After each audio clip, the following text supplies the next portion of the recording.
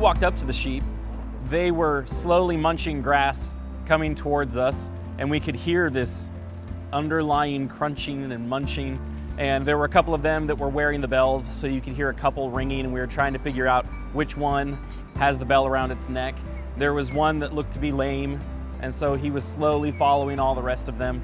And then to see this young boy, who barely looks like he's in his teens, was leading this flock of dozens of sheep around. And it was just really sweet to watch. It was very tender. One of the things that Luke records for us in chapter 2 is that in the region of Bethlehem, the same region that Jesus was born, that night there were some shepherds out in the field with their sheep. And as they were tending their flocks, an angel came and announced the birth of Jesus. And they celebrated and wanted to go meet him. It would have looked a lot like this. It would have been dark. There would have been the bright light. And as they rejoiced, they would have been excited to know that the Messiah had been born.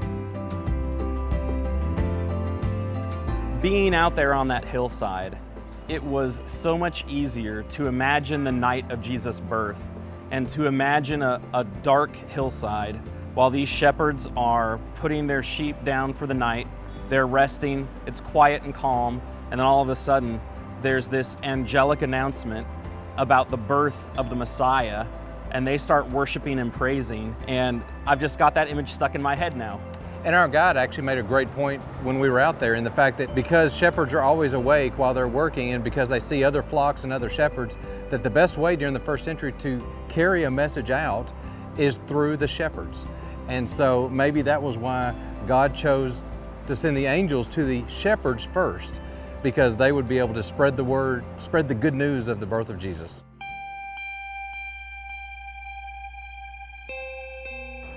One of the things coming to Israel does is it helps put into perspective distances. I always visualize Bethlehem is just an hour's drive or 2 hours drive from Jerusalem. You know, Bethany is so far over here, the Mount of Olives was so far over here.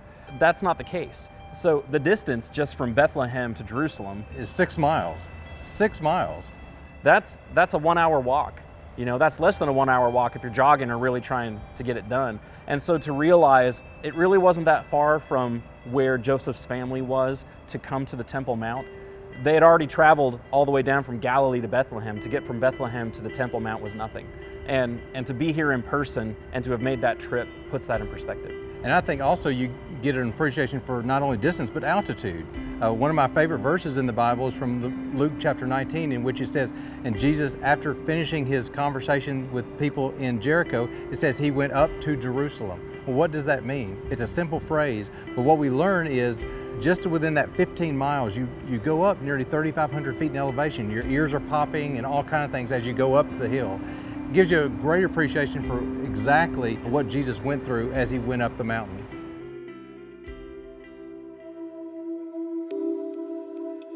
The historian Luke records for us over in chapter 2, when the time came for the purification according to the law of Moses, they brought Jesus up to Jerusalem to present him to the Lord. As it is written in the law of the Lord, every male who first opens the womb shall be called holy to the Lord. Now, we are standing right next to the Temple Mount on a Herodian, a first century road. This is the area that they would have come to present Jesus. They would have come to Jerusalem to present Jesus in the temple. So they've come down from Galilee because of the census. They stop in Bethlehem. Mary gives birth there. And then they bring Jesus to the Temple Mount. And we're standing in the shade of the Temple Mount right now. So this is a totally different feel than what they were used to back home up in Galilee. A slower pace, it would have been more calm, more rustic, fewer people. And then they come to the hustle and bustle of Jerusalem. And this would really be the big city. I mean, they have really come to the big city. Up in Galilee, you have farms and you have, of course, the lake and all the serenity that's up there. But when they came here, this would have been an eye-opening experience for any of the Jewish people coming from the north. And we know that they made annual trips down to Jerusalem, but this would have been a special trip. It would have been for the family, yes. You know, the birth of their firstborn. They're coming to the temple to dedicate their son. They would have been purchasing some small turtle doves or something from the shops along the way here. How do we know that this is a first century road? What identifies it as that? Well, this road was uncovered by archaeologists about just couple of decades ago. This road is very typical of roads of that time. It has the same look and feel that other Herodian roads do. As you'll notice, there are some holes in the road. That is caused for two reasons. One is it's 2,000 years old. Okay. And so it is just sunk in a little bit. And the other has to do with all these big boulders that are here behind us. We know that in 70 AD, the Romans destroyed the city of Jerusalem. And when they did, they burned the temple and burned a lot of the things up there. In doing so, they pushed a number of the rocks off of the Temple Mount and they landed on this road, and that caused a lot of damage to this road they're as well. huge. I mean, those aren't even potholes. I mean, you could fit a car inside of some of those. Large holes. Now, when they uncovered the road several decades ago, to help us understand the size and the weight of those stones, they left the street the way it was. They did. And it helps us to appreciate just how destructive the Romans were to this city at that time. There are layers of history to walking on this first century street. We have rubble from the destruction of the Temple Mount in 70 AD by the Romans.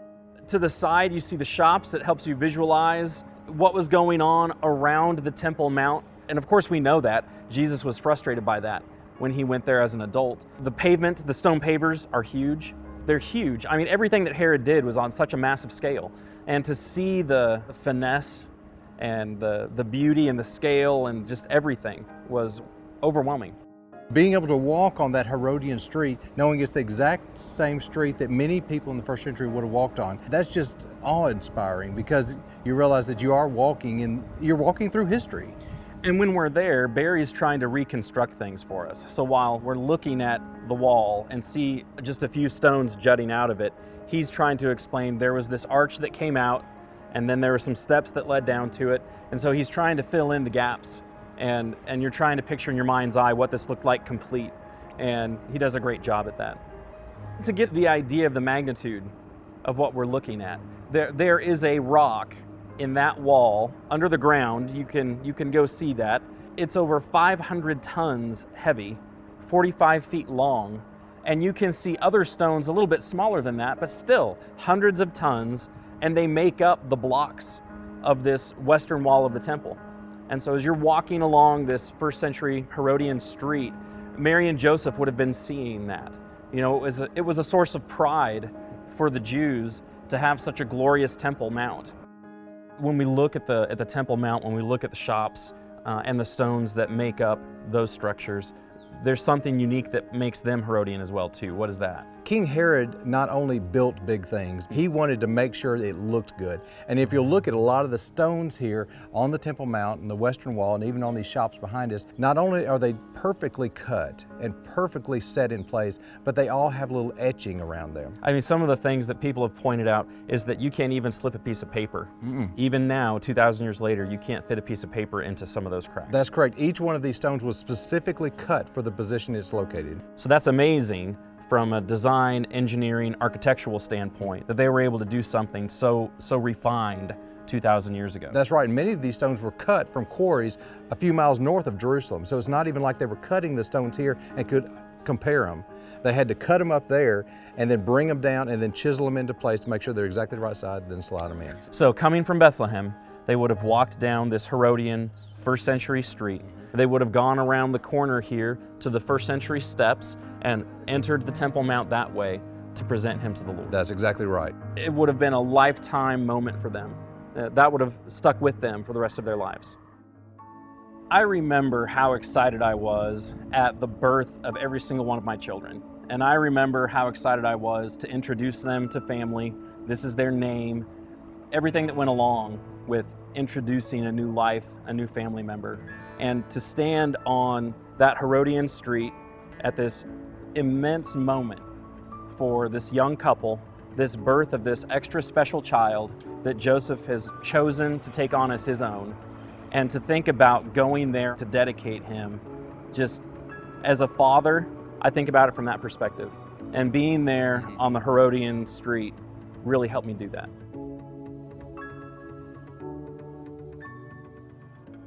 In this episode of Following the Messiah, we've been to several different places talking about the birth of Jesus. We've talked about Mary and Joseph coming down for the census. They go to Bethlehem. We went to the Church of the Nativity. We went over to the Temple Mount to talk about his dedication. There's something else that we need to focus in on, though. In Luke chapter 1, Luke records for us the announcement of the birth of John the Baptist to his father Zechariah. In that same chapter, the announcement to Mary of the birth of Jesus to his mother.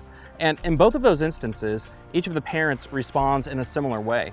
Each one is shocked by the angel appearing to them. Each one is afraid. The angel encourages each one to not be afraid, but to believe and to respond. Zechariah did not, but Mary did. The challenge for us is to figure out how we're going to respond to the birth of Jesus. Are we going to trust the gospel accounts? Are we going to trust them as reliable? Are we going to choose to believe in the miraculous birth of Jesus or not? We hope that during this episode, we've helped to increase the possibility that you too would choose to believe in the Gospels and in the miraculous birth of Jesus.